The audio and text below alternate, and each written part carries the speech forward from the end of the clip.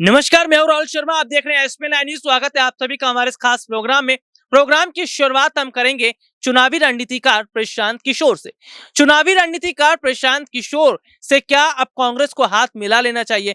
क्या सोनिया गांधी को अब प्रशांत किशोर की रणनीति पर काम करना चाहिए? जी हां, दरअसल ये सवाल इसलिए खड़ा हो रहा है क्योंकि 5 राज्यों में कांग्रेस पार्टी को जो बड़ा झटका लगा है, उसके बाद से प्रशांत किशोर की जरूरत कांग्रेस को पड़ रही। कांग्रेस पार्टी के पास अपना कोई रणनीतिकार नहीं है। अगर प्रशांत किशोर कांग्रेस में शामिल हो जाते हैं तो कितना बड़ा फर्क देखने को मिलेगा, और क्या प्रशांत किशोर ही हैं जो प्रियंका गांधी को प्रधानमंत्री बना सकते हैं? यानी लोकसभा चुनाव में कांग्रेस की तरफ से पीएम का जो चेहरा है, अगर वो प्रियंका गांधी होंगी तो क्या उनका भविष्य सुधरता नजर आएगा? इन्हीं तमाम मुद्दों पर हमारे साथ बात करने के लिए मौजूद है हमारे सहयोगी मृत्युंजय। और मृत्युंजय, बहुत बहुत स्वागत है आपका। और मृत्युंजय, मेरा पहला सवाल यही रहेगा कि अगर प्रशांत किशोर कांग्रेस पार्टी में शामिल हो जाते हैं तो कितना बड़ा फर्क देखने को मिलेगा? देखिए राहुल, कांग्रेस पार्टी में अगर वो शामिल हो जाते हैं तो ये बात बिल्कुल जायज़ है कि फ़र्क तो देखने को मिलेगा ही। क्योंकि हमने देखा है कि जिस तरह उन्होंने वापसी करवाई बीजेपी की केंद्र सरकार में 2024 में उन्होंने रणनीतियाँ बनाई। उसके बाद उन्होंने ममता बनर्जी के लिए रणनीतियाँ बनाई।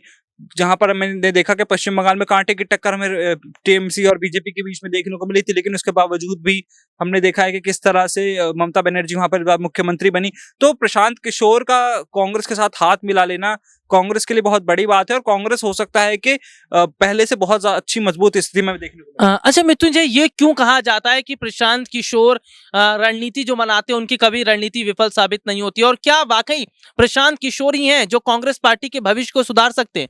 देखिए, सिर्फ प्रशांत किशोर पर निर्भर नहीं करता भविष्य को सुधारना, क्योंकि देखिए अगर प्रशांत किशोर तो सिर्फ रणनीतियां बनाकर दे सकते हैं, पार्टी को कैसे आगे चलाना है वो बता सकते हैं, लेकिन संगठन में अगर वो मजबूती देखने को, देखिए बीजेपी हो चाहे तृणमूल कांग्रेस है, जिन्होंने प्रशांत किशोर की रणनीतियों की बात मानी है, उनमें आपने देखा है कि किस तरह से संगठन एक साथ चला है, संगठन आगे बढ़ा, एक साथ आगे बढ़ा है। इसी वजह से वो आज वहां पर हैं। और अगर कांग्रेस पार्टी जिस तरह आज बिखरने की कगार पर है, और जिस तरह तकरार में देखने को मिल रही है कांग्रेस पार्टी में, और यही चीजें देखने को मिलती रही तो रणनीतियां रखी की रखी रह जाएंगी और कांग्रेस वापस मिट्टी में मिल जाएगी। वापस मिट्टी में मिल जाएगी। और एक सवाल और मैं मृत्युंजय से करना चाहूंगा। मृत्युंजय, अगर प्रियंका गांधी को प्रशांत किशोर पीएम फेस के लिए रखते हैं, खड़ा करते हैं कांग्रेस की तरफ से, तो कितना बड़ा फर्क देखने को मिल सकता है? और क्या वाकई प्रशांत किशोर के पास इतना अनुभव है कि प्रियंका गांधी को अगर पीएम फेस के लिए खड़ा करते तो वो प्रधानमंत्री मोदी को टक्कर दे पाएंगी?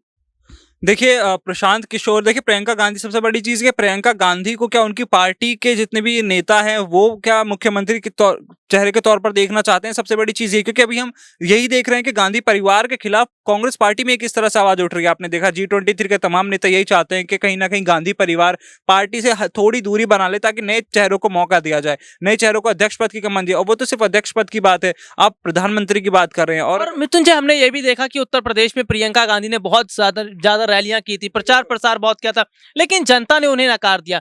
तो क्या वजह रही कि जनता ने उन्हें नकार दिया, और क्या काम करने की जरूरत अब प्रियंका गांधी को है?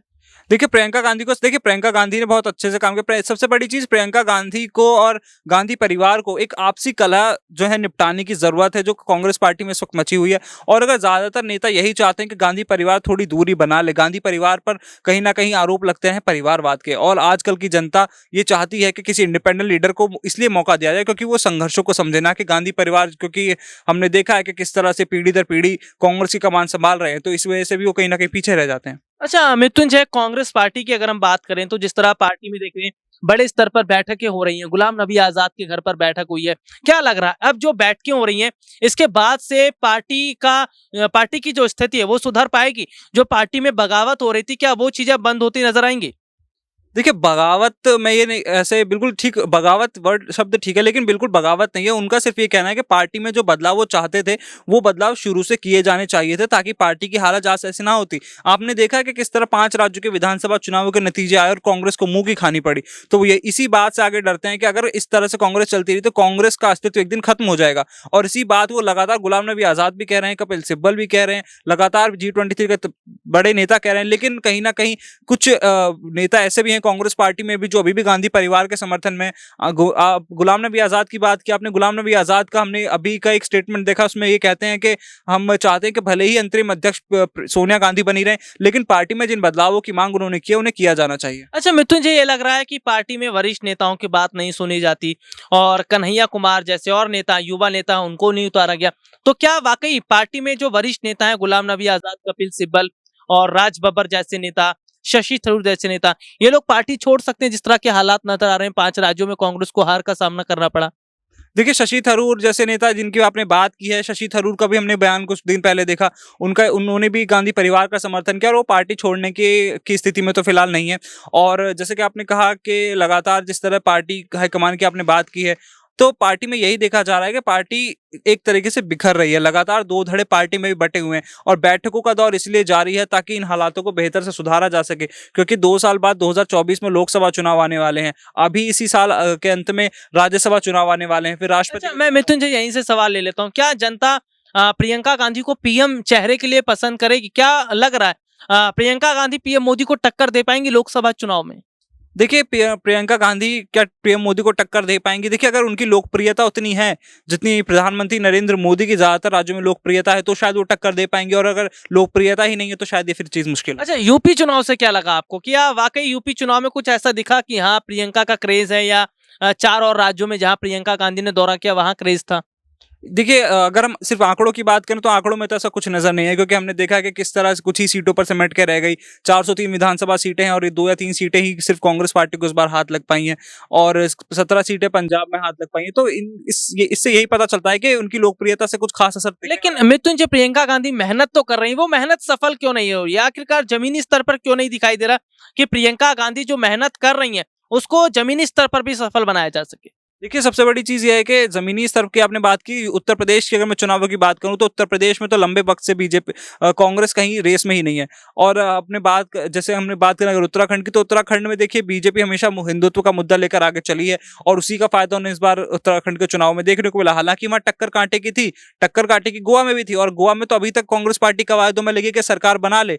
लेकिन उनकी जो कोशिशें हैं, अगर वो गोवा में सरकार बनाने में अभी भी कामयाब हो जाते हैं, क्योंकि 18 सीटों पर वो लाए हैं, 21-22 सीटें मैंडेट के लिए चाहिए होती हैं, अगर कहीं से 4 सीटें उन्हें मिल जाती हैं तो वो सरकार बना सकते हैं। लेकिन अच्छा, तो आपके हिसाब से बीजेपी जो हिंदुत्व कार्ड खेलती है, इसका फायदा इन्हें चुनाव में मिल रहा है, तो कांग्रेस को कौन सा कार्ड खेलने की जरूरत है? देखिए, कांग्रेस की अपनी अलग राजनीति रही है। कांग्रेस की राजनीति कभी इन चीजों के ऊपर नहीं, कांग्रेस ने हमेशा माइनॉरिटीज पर ध्यान दिया, लेकिन मेजोरिटी को वो भी हमेशा अवॉइड करते हुए चले, तो इसी का नुकसान आज वो भुगत रहे हैं। इसी का नुकसान वो भुगत रहे हैं। और फिलहाल मेरे साथ मेरे सहयोगी मृत्युंजय बने, इन्होंने 5 राज्यों के चुनाव को बहुत बारीकी से कवर किया है। और एक सवाल और, प्रियंका गांधी का जो नारा हमने मृत्युंजय देखा, लड़की हूं लड़ सकती हूं, महिलाओं को आगे बढ़ाने का काम उन्होंने बहुत किया, लेकिन उतना रिस्पांस नहीं मिल पाया। क्या वजह रही कि महिलाएं प्रियंका गांधी से नहीं जोड़ पाई? और पंजाब में आम आदमी पार्टी के प्रमुख अरविंद केजरीवाल कुछ महीने पहले ही पंजाब में जाते हैं और जनता को अपने साथ जोड़ लेते हैं।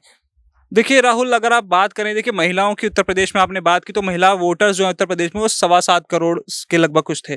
उसमें से भी आपने से देखिए लड़की हूँ लड़ सकती हूँ करके आपने सिर्फ एक स्पेशल जेंडर को, एक स्पेशल कैटेगरी को टारगेट करने की कोशिश की, आधे वोटर्स को आपने टारगेट करने की कोशिश की, बहुत अच्छी बात है। लेकिन वो आधा वोटर्स भी कहीं ना कहीं जाति के नाम पे, धर्म के नाम पे बट जाते हैं, उनके वो पहले से उनके वोट्स डिसाइडेड हैं, और आपको उसमें से कितना वोट मिला वो भी एक अहम बात है।